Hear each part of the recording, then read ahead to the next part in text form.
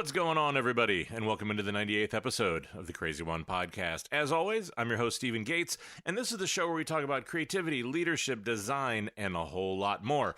Now, make sure you hit the subscribe button on your favorite podcast platform to get the latest episodes whenever those come out, and do me a quick favor and leave a review while you're there.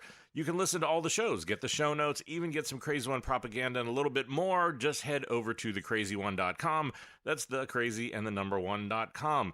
Now, as always, if you have any questions about these shows, want to keep up with my adventures, which are mostly homebound these days, or anything like that, you can always follow me on Twitter or Instagram. And you can like the show on LinkedIn or Facebook, and also be sure to check out the new YouTube channel. I'm doing a bunch of content over there, and this is the first episode that I'm releasing on the podcast and on video. Now, if you're listening this far into this episode, I'm going to go out here on a limb and say that you probably either recently been laid off, been furloughed, or are worried about one of those things happening. These are strange days we are living in. I don't really know any other way to put it besides that. But I think this is a subject that is still very close to my heart, as something that I actually, unfortunately, I think know quite a bit about, as I've actually been laid off twice in my career. The only thing that seems strange is that people think it's strange that I'll admit to that. I remember even when I was on Debbie Millman's show, Design Matters, and she was interviewing, she seemed sort of surprised that I was willing to admit that. But yeah, I think as recently as 5 years ago, have been laid off. It happened twice, the first with the dot-com bubble burst, and then, the second time was about 5 years ago. And look, I think it is something that happens to all of us, and I think it isn't something that's even about you. The funny part for me was the last time I got laid off, I think, had the unique distinction of maybe being one of the few outsiders, maybe the only, I don't know, that actually got laid off on Apple's campus. I just had finished all the work on Apple Watch. I got laid off with my work running globally in Apple commercials. It was in Apple stores. We were just one of the two hero apps. And, in that moment, thanks to a board of rich guys who decided they wanted to get richer and sell the company, I was deemed as expendable. So this is something I've had a front row seat to twice in my life. So I think that for me, what I want to be able to do in this episode is I want to look at, I think, both some practical, but also some of the emotional steps that I think you should really think about and do whenever you've been laid off or furloughed. I want to be able to share some resources that I think are going to be able to help. And I think also how I took both of those incredibly difficult moments and turned them into some of the fuel that I think has driven my career. Because this is an emotional moment. It's a difficult moment. That is absolutely for sure. But I think there can be a silver lining in this a little bit further down the road. And so that's what I want to share with you today. Okay, you just got laid off. You just got furloughed. Maybe you saw it coming, but I'm guessing most of the time you probably didn't.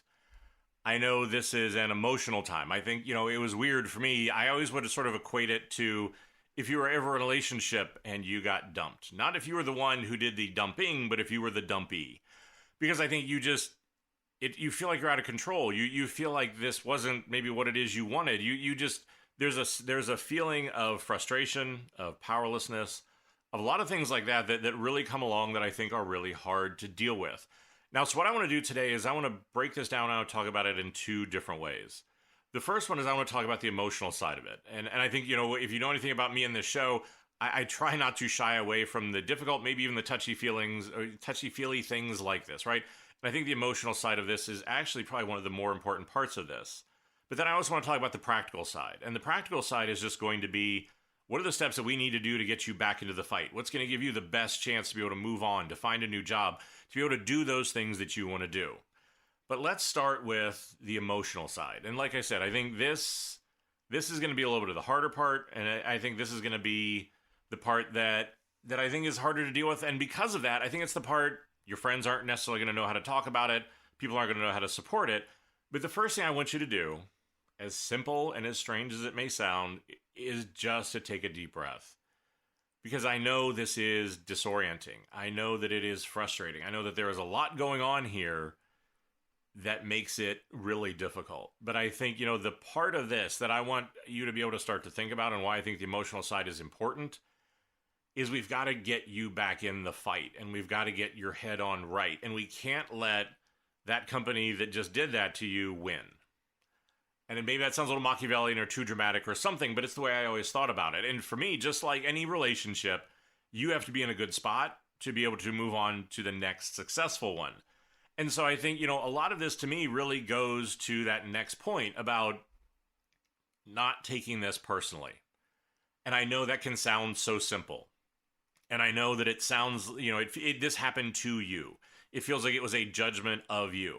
And I remember that was such the strong emotion that I had both times that happened to me was, why wasn't I good enough? What went wrong? What could I have done better? A lot of those sort of things. And the reality is that, I think that we get really good at convincing ourselves this is a relationship, or the business cares about us more than it does. And there are some of these moments when reality, and especially business reality, come crashing back in, and it just forces us to remember that this is still a business, and that, again, business decisions are made. And especially in these days, a lot of layoffs and a lot of the furloughs are because companies are just trying to save their own ass, and they will do whatever they need to do to make that happen, and people become disposable. And it is frustrating, and it is hard, and I'm not trying to diminish that. But the thing is that, again, know that this is something that, again, I think we need to keep in the right light. And look, I'll also say that, if this is somebody who's hopefully watching this video down the road, and maybe you were laid off for a performance reason or something like that, again, what I don't want you to do is to take this too personal. I don't want you to vilify people. It's a moment to be able to learn. It's a moment for retrospection. There's a way to be able to come out of this thing stronger. And to that end, I think the next part of it for me, and I fell into this trap both times, is I'm going to ask you to not play the victim. Because what I did, and especially the second time it happened to me, like I'd gone on Facebook or something and did the poor me, I can't believe this happened to me, what else could I have done, woe is me thing. It's understandable. But I had a really good friend who called me up and he just said, look, what the hell are you doing? Take that down right now. Like, I don't want to see you do that to yourself. I don't want to see you get to that sort of woe is me part, because look, I think the thing here is that it's going to hurt, right? And we're not saying that it's not. But I think that there's that part of it of how do you find some control? Because I think that's what a lot of this is about, is the loss of control and trying to find a way to get it back. But that's the thing, is in this case, let it hurt. But again, don't let it own you and don't become the victim for that. And I think, there are also some other things that I think, to understand this is an emotionally volatile moment.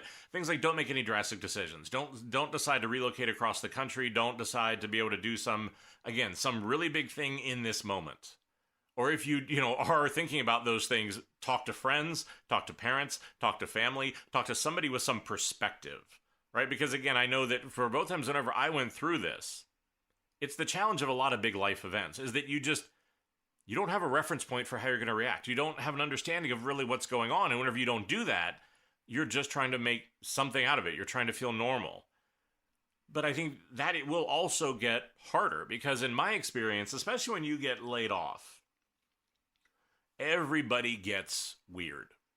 I don't know how to say it a different way, right? Because I think what you get is either everybody just sort of smiles and wants to ignore it, like, hey, everything's great, how you doing? Like, this is really good. You get that group of people. You get the group of people who just sort of stay away because it's difficult and they don't know what to say to you. And then you get the group of people who are going to treat you, honestly, sort of like you have a terminal disease. And it's kind of like that, like, oh, are you okay? Is everything all right? They're going to want to talk about it for forever. And, rare is it going to be the person who tries to come in and just say, look, what can I do to help? What are the things that I can do about this? Well, how can I help build you up? How can we get a plan together? How can we move you forward? If you have those people, they're amazing. Please hold on to them for the rest of your life, because they are super rare. But to that end, the thing that I think you need to do is to think about, what are you going to say? What is that answer when people say, what happened? What is that going to be? And look, I think there are two different roads you can go here. I think a lot of people will do the thing of like, oh, I quit, or I was going to do this anyway, or it's not that big of a deal, or I'm fine, or those sort of things. And for some people, maybe you are, and that's great. I think for a lot of people, it's an answer that's easier. It's a way to be able to say it, so you don't have to deal with the actual problem. I think that for me, the sooner I was able to sort of accept it and say it out loud and to be honest about it, and as I said, even years later, I find it funny how people seem to think that it's so weird that I'll actually admit to it, because that's the thing, is so many other people don't. They cover it up. They quit. They left. They They didn't, right? They got laid off. I just think that there's so much about, your happiness and your personal growth. It's about self-acceptance. And so again, I would sort of think about what that answer is going to be. And I'd probably encourage you, again, the more honest you can be about it, the better you're going to be. Because I think if you're not, you know that you're holding something back. You know you're not being honest with people. And that's always going to eat away at you. But I think the other part of this is to realize this is going to be emotional. Work is always so rational. It's always so, this wasn't, like you were dating somebody. This wasn't something like that. Some of you may be even confused about, why are you feeling so emotional about this? But look, it's gonna hurt. It's going to have an effect on you. It's going to take its toll. And in my experience, it's understanding that's going to happen, and that's okay. This is a major upset to a huge part of your life. This threatens your lifestyle, your stability. A lot of things are suddenly in jeopardy. A lot of things are suddenly changing. And whenever that happens, that is not an insignificant thing. And for me, I think just realize that it's okay to be emotional, to be mad, to be angry. Again, you look at the 7 stages of grief and different things like that. A huge part of those are going to apply here. And I've never bought into that to just sort of like, suck it up and do it. I don't think that's the case, right? But I think that what we want to do is to be able to, you want to let it hurt. You want to be able to sort of let that happen and let that grieving process or whatever it is, but understand that what you want to try to do is to figure out, how do you get back to getting your head right? How do you get back to getting in the fight? How do we get to a place of being able to move on and move forward and to be able to do those sort of things that, again, are going to give you the progress to getting down the road and putting this in the rearview mirror? But again, that's not going to happen instantly. But to that end, I think it also is, it is one of those rare moments that I think gives you the ability to step back and look at the big picture. Look at the big picture of your career, look at the big picture of you, of the way you've been operating, of what you've been doing, because you're about to launch into something new. And it gives you that moment to decide, what do you want to work on, or what do you want to upgrade, or how do you want to think about yourself, or what did you do wrong, or what did you do right, or different things like that, to be able to kind of figure out what is that evolution. But here's the biggest thing that I found was really important for me. And the interesting part is, whenever we want to talk about, we want to set a time frame. Emotions and time frames rarely coexist well together. But the reason why I think this is so important is because for me, I wanted to let it hurt, right? I didn't want to hide it. I wanted to be able to have time to deal with it. But at the same point, I didn't want to become consumed by it. I didn't want to become dominated by it. I didn't want to let it win.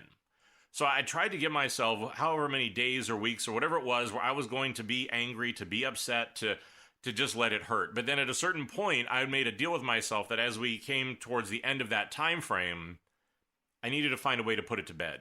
I needed to find a way to move on. I needed to find a way to get better and stronger, because I didn't want to just live in the pain. I didn't want to just live in the moment, and the disappointment, the frustration. And so for me, that ability to say, okay, look, we're going to go through this, but as we move towards this date, I need to start progressing. I need to start putting this to bed. I need to start doing these things that are really important. That became really important to me. And so, like I said, there are two things that rarely coexist well, or a lot of people think they would coexist well together. But again, I can tell you, for me, why it was so important to do that. And so as we sort of think about that emotional side and the arc you're going to go on, there's also a practical side that is going to need to happen here. Now, the practical side, I always try to think about it, that what we need to get you to do is to start playing a short, medium, and long game. Because I think, the long game, we'll talk about this in a minute, the long game is basically you want another full-time job. That's great. But the reality is that takes time. It takes weeks, if not months. The process is slow. And what we need to do is to be able to start to get you back on track. And the thing is that how we prioritize these short, medium, and long steps are really going to be based on where you're at in your life. And I think that's going to be based on, what does your savings look like? What do your bills look like? A lot of really practical things. How much severance did you get? That's going to sort of dictate how much runway do you have. And if that runway is short to non-existent, the short-term and medium-term steps are going to become much more important, because we need to get income flowing, right? We need to understand that that is what drives the basic necessities of life, whether we like it or not.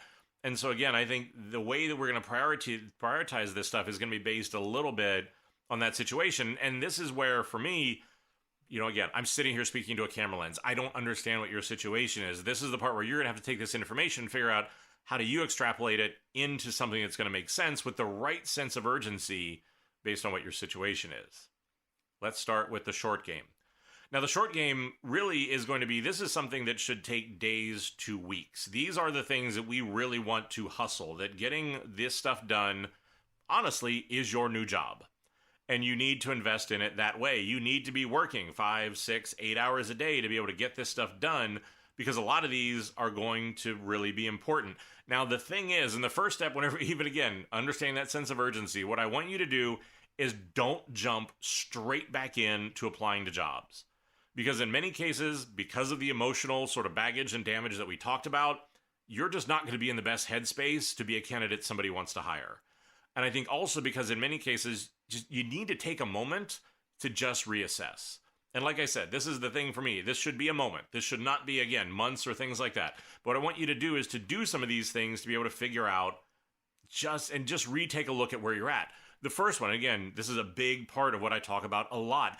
Just know your brand. Understand what it is. If you don't know what this is, again, you can go to the CRZY one on it, your favorite podcast platform, episodes 6 through 9, talk in very specific detail about how to do this. But whenever I talk about your brand, I don't mean a logo. I don't mean a typeface. I mean, who are you? What makes you different? Why should somebody want to hire you? What is your story? I understand, especially in this moment, whenever you feel like you've been rejected, you want to try to appeal to everybody. That is not the successful strategy. The successful strategy is to get super clear on what makes you different. How do you stand out? Because standing out is going to be the key to all of this. Blending in is just going to make this process longer and a hell of a lot harder. So that's not what I want you to do. I don't want you to blend in. I know that emotionally, that's what you're going to want to do, but I'm telling you, to be successful, that's not where we're at. And what you want to do is that once you get clear on what that brand is, update everything. I mean, update your resume, your portfolio, your social media networks, all of those things to put the best foot forward. And again, I've talked about this in other places. This is your first introduction. All of these things are you speaking when you are not in the room. They need to represent you well. They need to represent you holistically. They need to set you apart. If they are generic, if you spend, and this is my issue, right, is that I feel like most people, I think, put more effort into the last Instagram post than they do into the resume. These are things that you need to think about. You need to get feedback on. You need to show to people. You need to invest in this stuff. And again, you need to really be able to do that. But also then start investing in your network. And something that I just want to be able to say here, right, is that I think a lot of people when they do this, like run to LinkedIn and try to connect with a lot of people or connect with people they respect or connect with companies. Connections don't mean anything. I know that a lot of people may not agree with that or things like that. For me, relationships are what matter. A connection, I have, I don't know what, 13,000, like some stupid number of connections on LinkedIn. There is probably a handful of people on there that I have real relationships with. And again, if somebody's going to call on me, if somebody wants me to do something, it's the people I have real relationships with that I'm really going to lean into. It doesn't mean I won't try to help those other people. But again, a connection is not a relationship. And so just in the same way, I teach a lot of leaders that sort of outreach is the new recruiting. If you want great talent, go out and find them. It works in reverse too. Reach out to the companies, reach out to the leaders, send them an email, tell them what your situation is, tell them what their strengths are, ask if you can get a conversation, those sort of things. But again, to be proactive, to be your own agent, to try to get to a relationship, not a connection, because I think you can get a real false sense of hope, like, oh, I got 200 new connections on LinkedIn. Who cares? Right? What does it do for you? Again, that's my thing, is the end of the day, we need to think like an athlete almost, right? Like every movement, everything that we do needs to have purpose. It needs to have results. It needs to get you somewhere. And if it doesn't, then we've got a real problem. And I think that's the other thing is in this sort of outreach, right? Like what we're doing here is we're spreading the news. You need to search loud. You need to tell people what happened. You need to update your statuses and things like that to say, hey, look, I'm looking. I want to do this sort of work in this sort of location and those sort of things. Like be specific about it. Start to spread that news. And like I said, that's the thing that we want to be able to do here is we want to build these relationships. It's relationships over connections. Because that is going to be the biggest thing, is any way you can make a real connection with somebody to really make a relationship, that is going to be the strongest and the best thing. Because also a lot of jobs, if we're being honest, a lot of jobs don't get listed on LinkedIn or Indeed or Behance or whatever those sites are. A lot of them are because people know somebody and because, again, they're going out and saying, hey, look, who are the people we should hire? These are just going to be the basic, the short-term things that you want to start doing immediately. Now, as we start to get into the medium term, The medium ones, these are going to be the things that should be done in weeks to months. So these are the things that are going to take a little bit longer.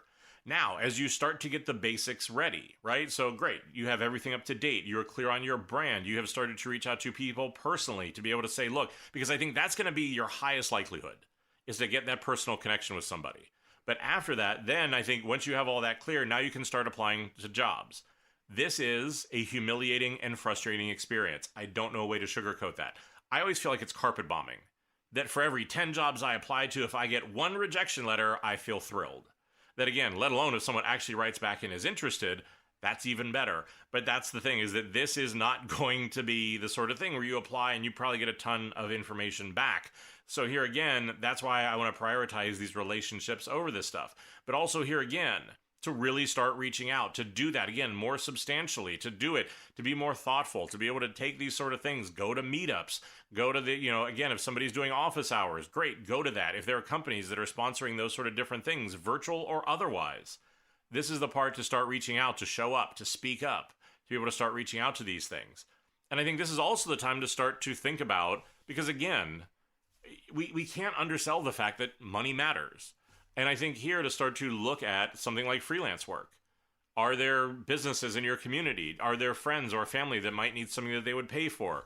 Can you start putting ads or being able to, put that sort of stuff on your website so you can get some income coming in, right? Because I think that's the thing, is that especially the more you're going to need it, we need to get some stability, some sense that like you're going to be okay is important. And the reality is that money is usually the leading indicator of that. So again, starting to do things like looking at freelance work, talk to recruiters.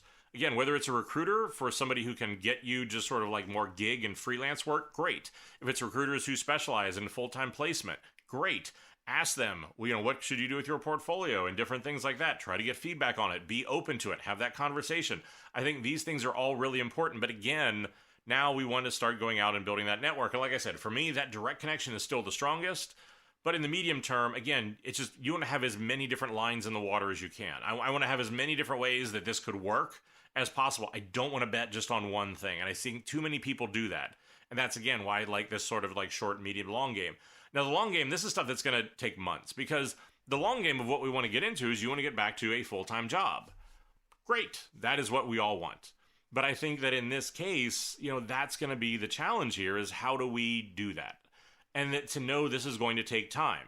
And again, I think that people will get very frustrated. They get very down on themselves if they think this can happen next week, or again, in that short to medium term. And so for me, I think if you're preparing and knowing this is going to take time, that's why you're able to put the other pieces in place to figure out, okay, look, just basically how do I get from here to that unknown there whenever I'm able to get hired on by somebody else. But also I think it's that moment. Look, if you want to start your own business, your own agency, you want to start doing consulting or full-time freelance, again, the gig economy is a very real possibility for those sort of things. This is the time to think that through, put together a business plan, figure out, again, can you get any funding? Can you do different things like that? But I think that's that longer-term play, but you have to have the basics in place. Because even if you're going to do any of those sort of things, some of these shorter-term things have to get in place. And like I said, that's why for me, it's just getting my head right, of understanding what is my short-term job, of getting that stuff prepped, the medium-term job of starting to reach out, build the network, do those sort of things, and the long-term of where I ultimately want to end up. But that's what I said, is I think for a lot of people, they're like, oh, great, I'm going to get a job next week. It's not a realistic thing to be able to think that way. And I think especially in this moment when the market's sort of flooded. One of the resources, though, that I would point you to, and I think this was not started by me, this was started by two gentlemen. Felix Lee is the one that I've worked with the most, who started the Amazing Design People list. This is really a place where if you are out of work and need a job, you can go get listed. This is a place where a lot of companies who are hiring are going in and listing their jobs. But I think also most importantly, especially if you're in the creative and design space, this is a place where there's a lot of really amazing mentors who are happy to look at your resume, your portfolio, give you feedback. I think I've signed up to be one of them. I've got a lot of people who I know have sort of cashed in the chips to get them to be able to help as well. But again, I think these sort of platforms where you're able to, I think not only just say, hey, I need a job, but also, again, are able to get feedback. These are going to be the platforms that are going to be the most valuable, because that is the place where this entire system breaks down. Is that when you don't get a job, when you don't hear back, when you don't things like that, that lack of feedback can be crippling because you don't know what you could change. You start to doubt yourself. You start to worry and wonder and all these sort of things. So again, investing in those sort of places, I think those are the things that are hopefully going to be the most beneficial. Now I want to leave you with one final thought. And I'd referenced this a little bit in the beginning. This isn't for right now. But I think the thing that I want you to do is I want you to just, I don't want you to forget what this felt like. Because I think, whenever I think about what some of the turning points in my career were, the first time I got laid off was damn sure one of them. I was unprepared. I was unaware. I was naive. My resume was a mess. My book was a mess. I had no network. I had no savings. I had no stability. I was a complete mess. And at the time was lucky enough that I think I was 9 months away from having to pay for my own wedding. It was a fire drill, to say the least. But the thing that was really important for me in that moment was to not forget that feeling. Like I said, it wasn't about holding on to it, being dominated by it, being tormented by it, or something like that, right? It was taking it and being driven by it. Because for me, it became fuel. That I was never going to let somebody else have the ability to do that to me again. I was never going to let me be that weak or that vulnerable again. That it's why I started to put up my website. It's why I started to build my brand. It's why I started to do public speaking. It's why I tried to start doing a lot of those things, because for me, it was all a defense mechanism, right? It was running from or never wanting to revisit that moment again. It was never wanting to go back there again. It was never wanting to have that feeling again. But the only way that was possible was because I remembered what that feeling was. I remembered how much it hurt. I remember how insecure I was. I remember all of those negative things. And I made them into a positive. I made it into fuel. I let it drive me. Even today, I think that's why I do what it is I do. That's why I do as much work as I do. Because I'm still scared and afraid that somehow that moment's going to come back. Some business person somewhere is just going to decide that my career there is done. Out of my hands, out of my control, out of my decision. And so for me, doing these sort of things is my way of sort of not letting that be the case. Of having some amount of control over it. So there are clouds now, right? It looks and feels dark. It feels emotional. But that's what I want you to do, right? Is I want you to see how you can use this as fuel. How it can make you into a fighter. How it can make you stronger and better. How it can let you take control of your career. How you can start to do a lot of these things that are going to be really important. Because I think when you do that, you show up more authentic. You show up more passionate. You show up more driven. I've used that phrase "exist loudly" for a few years now. For me, that's where it came from, was that moment. That moment of walking into that room. I still remember the long conference room with HR sitting there and them just sort of telling me out of the blue that my time there was done. And how I was never going to feel that way again. But like I said, I think, if nothing else, I'm here to help. If you need that sort of help, like I said, go to the Amazing Design People list. Reach out to me. Do whatever those things are. But I think if you start to do these things, what you're going to start to do is you're going to start to feel some amount of control again. And I think that's the really important thing, is to be able to get back to that place where you feel like you have more say in what's going on than other people do. Well, hopefully that was helpful. Hopefully, I guess it made some sense. And like I said, I think hopefully you're going to be able to take a step back, think about some of this stuff, think about what's been going on, and be able to kind of look at maybe how this can fuel this moment, to remember what this feeling is, as painful and as hard as it may be, to never really let go of it, because I think that's one of the things that I've done, was been able to hold on to that. But as always, if you want to be able to get the show notes, I'll be able to post up other things like that, be able to get, look at the YouTube channel if you want to see the slightly different video version of this. You can always just head over to thecrazy1.com. It's thecrazy and the number 1.com. Subscribe to the show, leave a review, all the good stuff I always say, right? I think, again, you can follow me on social media, on Instagram or Twitter. You can follow the show on Facebook, LinkedIn, and now YouTube. As always, everybody down in legal wants me to remind you that the views here are just my own. They don't represent any of my current or former employers. But I say it every time because I mean it every time. But thank you for your time. I know that we all have a lot more time on our hands lately than we probably want. But I know that the ability to carve it out to do something like this whenever our focus and the demands on our time can seem to shift in a minute-by-minute basis, make that thing that I say feel even more relevant. I'm always incredibly humbled you want to spend any of that time listening to this and are able to carve it out to do it. So hopefully this helps. Reach out if you need any help. And as always, stay crazy.